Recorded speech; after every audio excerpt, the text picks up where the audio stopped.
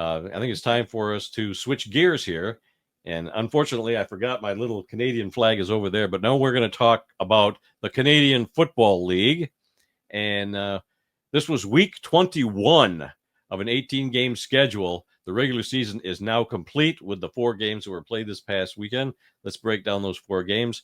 2 games on Friday, 2 games on Saturday. All the playoff spots are filled. So on Friday night, it was the Hamilton Tiger Cats defeating the Ottawa Red Blacks 35-15. Hamilton was up 26-7 at halftime and just basically cruised to an easy win at home. And then they take the East Division. So they are your East Division champs this year, and they'll get a bye. Hamilton quarterback Bo Levi Mitchell set a personal best by throwing for 36 touchdown passes this season. Good for him. He also led the league in passing yards this season with 5,296 yards. He's had a heck of a season. I think you're going to have to look out for Hamilton this year in the playoffs. They're going to surprise some people, I think. It's going to be interesting because they were so good early in the year. Remember, they right. like rattled off like 5 straight wins or something at one point after right. starting. I want to say they started 0-2. I could be wrong, but they got hot there for a minute. They looked like the best team in the CFL there for a minute, and then they kind of cooled off a little bit. And they've been hit and miss, but some of these teams started hitting their stride here late in the year. We'll talk about too, but they kind of hung on here at the end to win the East Division, so they get that bye. And we'll get to wait and see who they have to play against, because I think depending on the matchup they get could really determine if Hamilton is Grey Cup bound or not, because I think I could see one team playing a little better than Hamilton and the other team maybe not so much. So it'll just be interesting. And we'll talk about the playoff bracket here in a little bit. Yep. All right. Why don't you go and read the stats from this game? All right. Give me 2 seconds. Dale says, wow, after last season, Hamilton was in last place. Now they are the East Division winners. Hey, and then the Grey Cup champions are knocked out of the play. Like this is why the CFL is great, guys. That's why there's more than the NFL, and we love watching all this stuff because this is the crazy stuff that can happen. There's an entire world of football out there, people. Remember that. Yeah, world of football. Sorry, wrong shirt. I'm used to wearing the one with the globe on it. I got this one.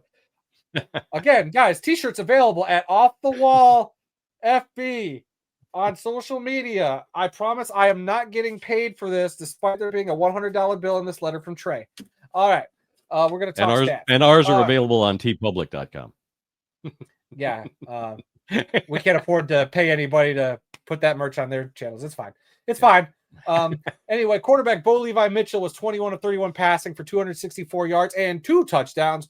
Running back Greg Bell ran the ball 15 times for 94 yards, and wide receiver Keandre Smith had 8 catches for 99 yards, while kicker Mark Leggio made, 7 field goals during this game.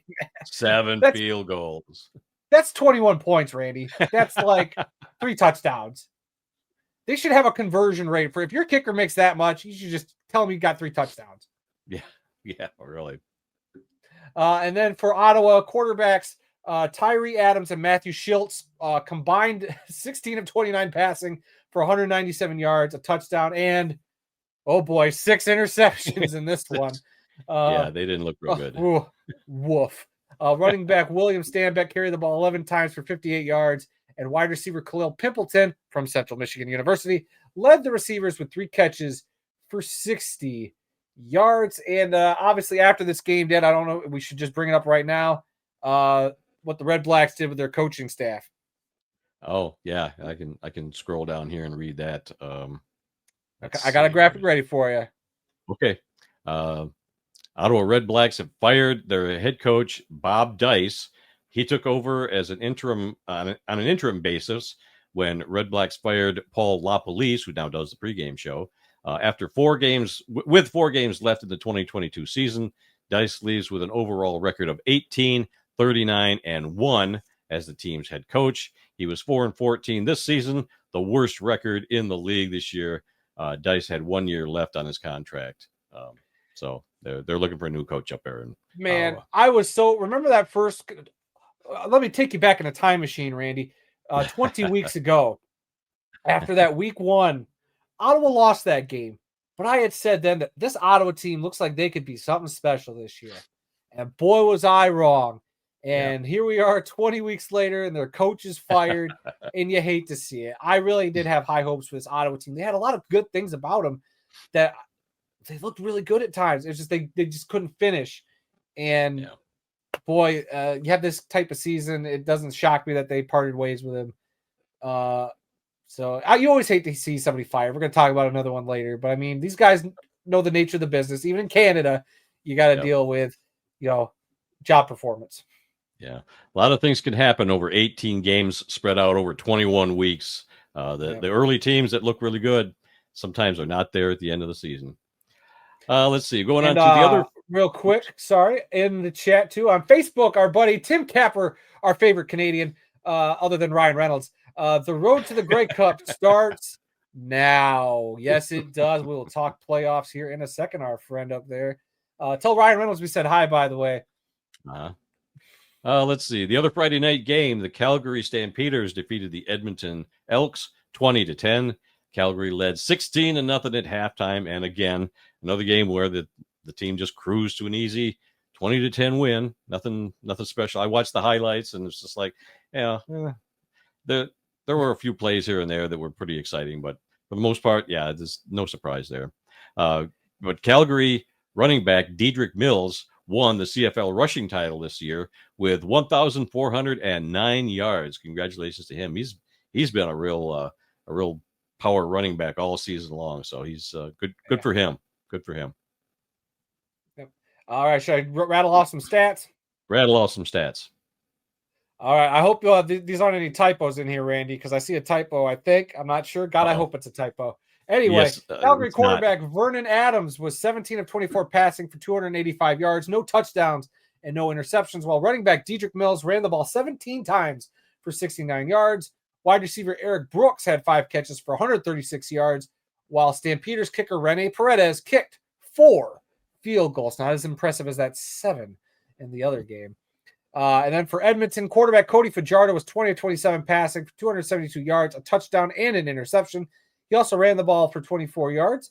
Running back Justin Rankin carried the ball 9 times for, this is where I'm wondering, Randy, 1 yard? 1 yard is the stat I saw.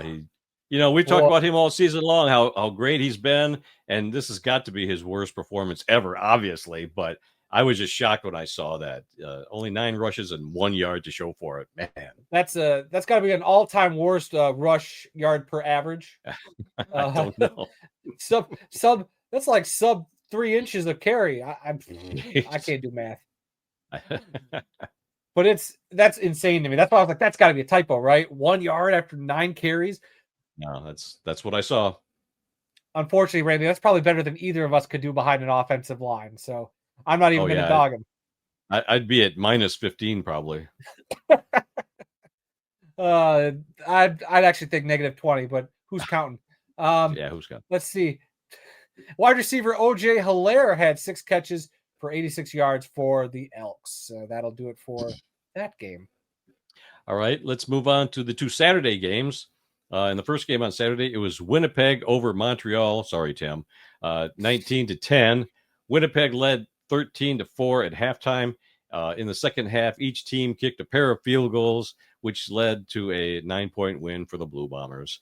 I think Montreal was saving themselves for the playoffs. I think Tim would agree with that.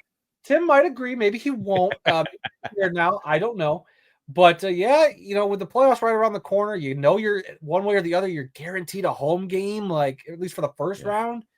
Yeah.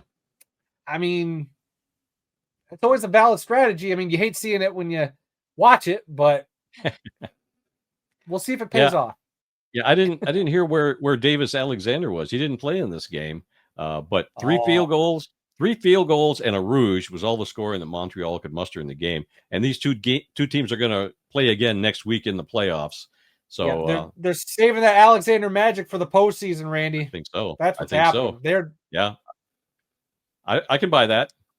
Maybe if you tuned into Tim's Alouettes podcast, you'd be in the know about what was happening with that team. Yeah. Alouettes flight deck, baby. Again. Oh wait, that's not Alouettes. Off the wall shirt. Sorry, everybody. Read the stats from this game. Yes, sir. Yes, you don't sound sick at all. All right. Winnipeg quarterbacks, Terry Wilson and Chris Streveler were a combined 12 of 23 passing for 92 yards, no touchdowns and an interception, Wilson also ran for 30 yards and had a rushing touchdown. Running back Matthew Patterson carried the ball 17 times for 80 yards. Wide receiver Jareth Stern led receivers with 2 catches for 34 yards.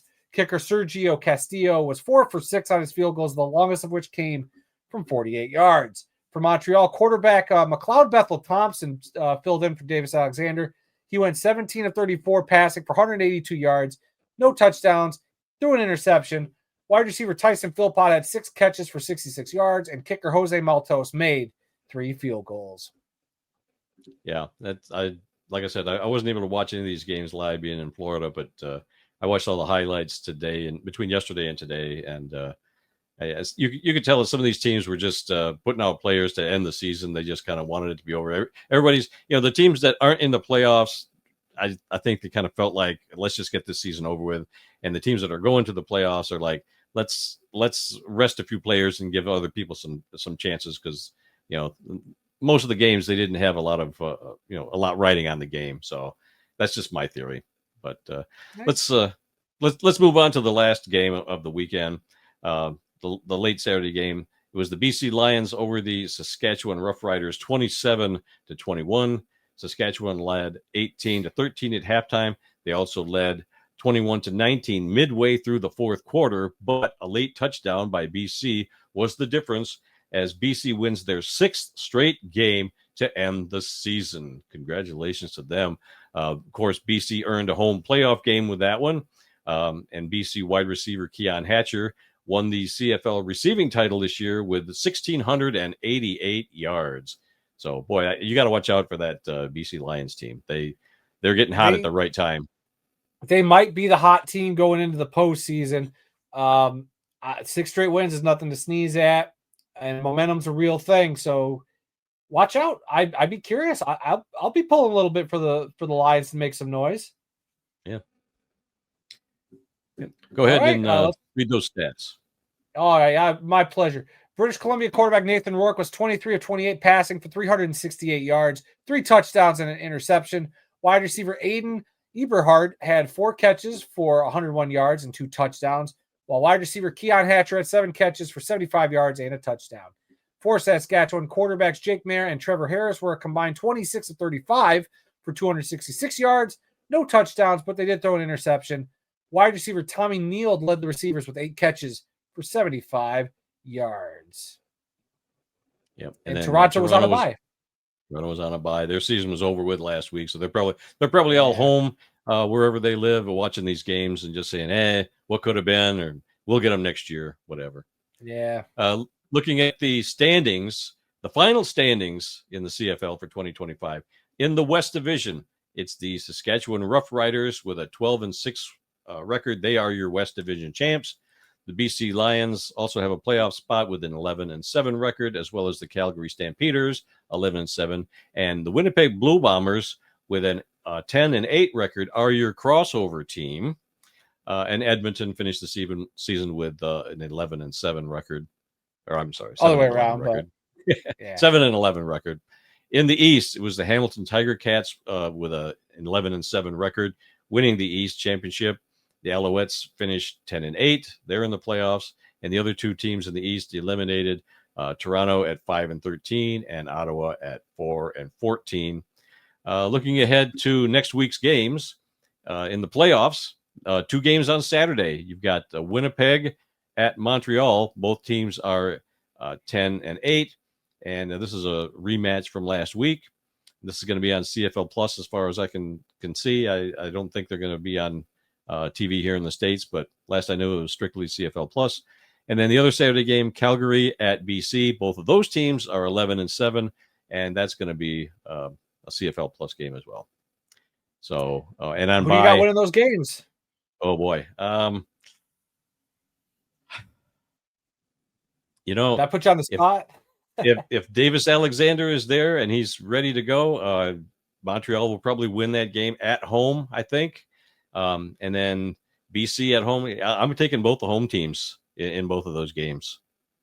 I don't think you're wrong. I think that's exactly where I'm leaning. Yep. And then, of course, on bye, the winners of those 2 games are going to play either the Saskatchewan Rough Riders in the West or the Hamilton Tiger Cats in the East. And a couple little notes from the CFL this week. Winnipeg sold out every home game this season for the first time in franchise history. You know, some of these CFL teams, they kind of struggle to get fans in the stands, but a few of them, you know, Saskatchewan, I think Montreal draws really well. But for Winnipeg to sell out every single home game all season long, that's amazing. They've never done it before. I thought that was an amazing fact that came out of this past week. And then the other thing is that the CFL announced that the 114th Grey Cup game is going to be played in Saskatchewan, and that'll be played in 2027. We all know that Winnipeg is hosting it this year, and that Calgary is going to host it next year in 2026. So we know where the next two are going to be after this year. So that's kind of cool. I'm waiting for the Grey Cup to come back to Toronto or Hamilton, and we may have to go to another Grey Cup game when they're a little closer to home. Yeah, we'll see. I mean, I loved my time in British Columbia. I thought that was a heck of a turnout and show. Yep. I like the Dome too, especially if the weather gets a little natty. But I'd be down for a Toronto for a Hamilton Grey Cup for sure. And I've been wanting to go to Saskatchewan. You know how bad I want to go see Saskatchewan. I want to go there too. I want to go to all the stadiums in the CFL, but I just like it to be a little bit warmer. Let's make that a July, August kind of game, and not a November in the middle of a snowstorm game. All right, CFL, have your Grey Cup at the start of the season, and then we can make it. There you go.